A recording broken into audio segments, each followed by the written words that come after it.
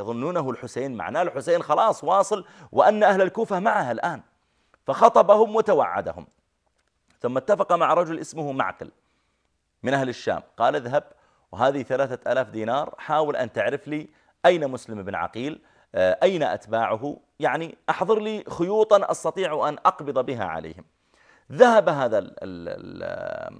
هذا الشامي، صلى في المسجد ونظر إلى رجل فإذا هو يطيل الصلاة، أقبل عليه سلم عليه، كيف حالك، عساك بخير، والله أنا رجل من الشام من موالي ذي الكلاع، وأنا محب لآل البيت، وقد يعني سمعت أن هناك رجلا الآن هنا يدعو للحسين بن علي، فأريدك أن تدلني عليه. فقال له هذا الرجل المصلي، وإذا هو مسلم بن عوسجة الذي يسكن عنده مسلم بن عقيل، قال لماذا اخترتني أنا من بين الناس؟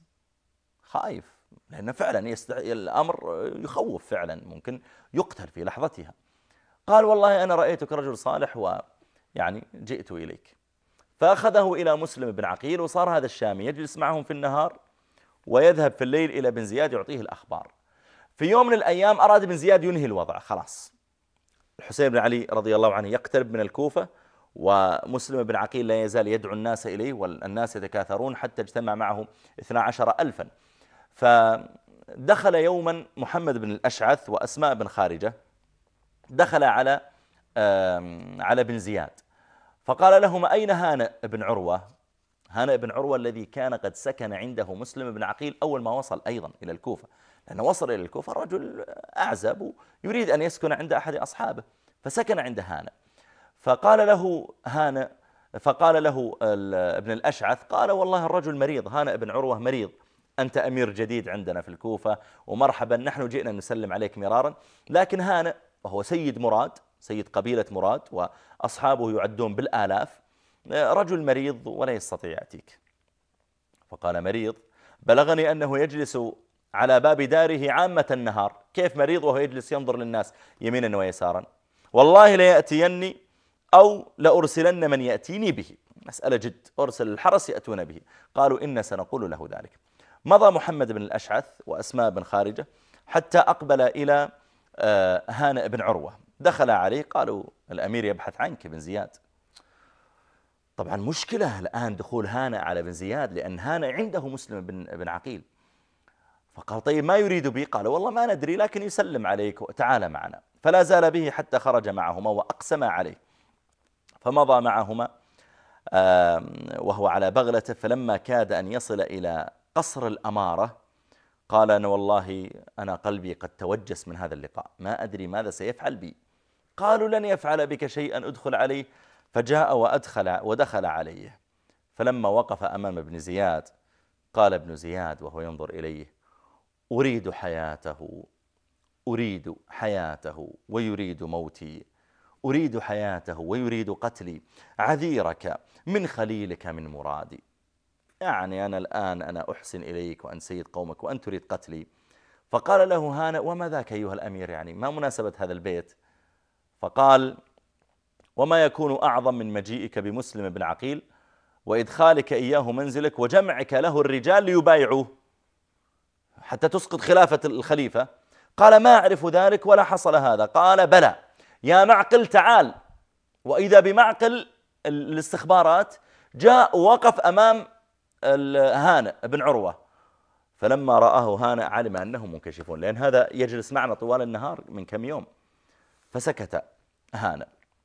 قال أصدقك أيها الأمير، وإني والله ما دعوت مسلم بن عقيل وما شعرت به، لكن الرجل جاء ودخل عندي في بيتي وأنا سيد في قومي، أقول اطلع وهو ضيفي. فقال له اذهب وأحضره عندي. قال سبحان الله أحضره، والله ما أنا بمخرجه من داري إليك، لكن أخرجه من داري ينطلق حيث يشاء. أنا ممكن أرجع إلى البيت وأقول يا مسلم حتى لا تسبب لي مشاكل أخرج من بيتي، لكن آتي أخرجه من داري أحضره إليك، والله لا أسلم ضيفي إليك أبدا. رجل ضيف عندي أحضره إليك لتقتله. فقال له ابن زياد والله لا تفارقني حتى تأتيني به. قال أو يجمل بي أن أحضر ضيفي ليقتل؟ والله لا أفعل ذلك. عندها رفع ابن زياد الخيزران وضرب وجهه فهشم أنفه وأصاب عينه وأسال الوجه عليه وأسال الدم على وجهه وأخذ يضربه، ثم ألقاه في السجن. فاجتمعت قبيلة مراد اللي هو رئيسهم وجاءوا إلى قصر الخلافة، قالوا فقط نريد نعرف إذا كان قتله ابن زياد أو ما قتله. فاستدعى ابن زياد شريح القاضي، قال اذهب وانظر إليه، فإذا هو مصاب في السجن. فخرج إليهم شريح قال لا، الرجل حي. قالوا إذن ما دام حي ما قتل نأخذ بثأره، لماذا؟ فذهبوا إلى أماكنهم. ابن زياد شعر أن الوضع الآن بدأ يخرج من يده ويريد أن يقبض على مسلم بن عقيل. مسلم بن عقيل طبعا رضي الله عنه لما عرف أن هانئ بن عروة وقع له ما وقع، عرف أن الآن وصلوا إلى عنق الزجاجة، خلاص ما دام هانئ بن عروة قبض عليه والآن في السجن، ومعقل هذا الذي كان يجلس معنا هو كان استخبارات، معنى ذلك أن الأمر الآن لابد يظهر، ما ننتظر الحسين، لابد نتصرف.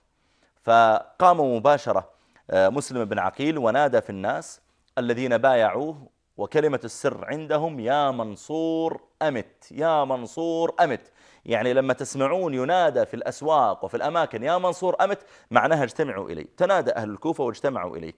كان عدد الذين حضروا طبعا الذين بايعوه 12,000، لكن لما جاء وقت الجد لم يجتمع معه رضي الله تعالى عنه إلا 4,000.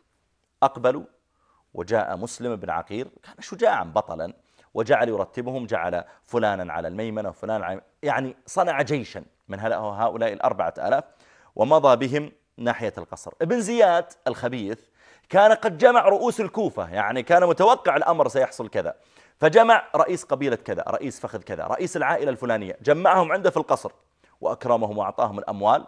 فلما اجتمع هؤلاء 4,000 تحت القصر وأرادهم مسلم بن عقيل أن يقاتلوا، بدأ أولئك يخرجون إلى أصحابهم.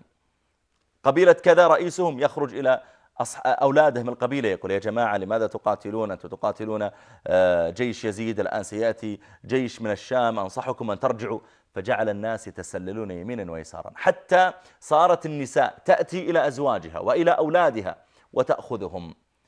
فلم يصلي معه العصر أو المغرب من 4,000 إلا 350، ثم لم يصلي معه العشاء إلا 60 رجلا بس. عندها فتح عبيد الله بن زياد الخبيث هذا، فتح القصر وخرج الناس يقاتلون، وجعل هؤلاء 60 يقاتلون، وكانوا يقاتلون لأجل التخلص من الموقف.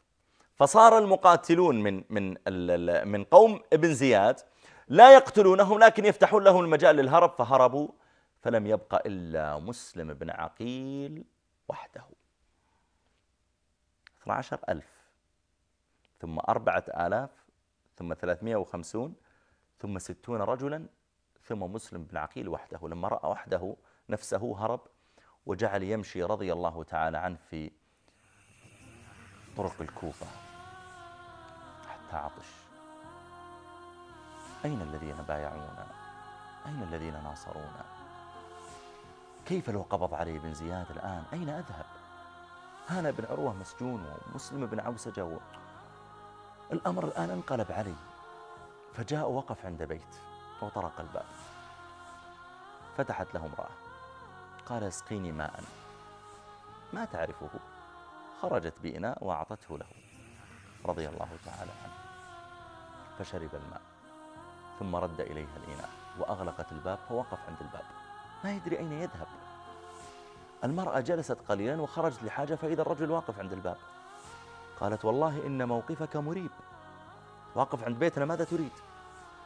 قال أنا مسلم بن عقيل، هل عندك من ملجأ؟ أنا أبحث عن مكان أو إليه. قالت مرحبا ادخل. سبحان الله، هذا المكان كان صاحبه مولى لمحمد بن الأشعث صاحب عبيد الله بن زياد. انطلق هذا المولى، الناس يجرون وراء الدنيا عياذا بالله، انطلق إلى محمد بن الأشعث قال تعال عندي لك صيد ثمين، مسلم بن عقيل بنفسه عندنا في البيت. فأقبلوا إليه يريدون القبض عليه، فقاتل عن نفسه بقدر استطاعته، وكان بطلا، لكن الكثرة تغلب الشجاعة. فأقبلوا عليه حتى قبضوا عليه قبضا تاما، ثم ذهبوا به إلى الخبيث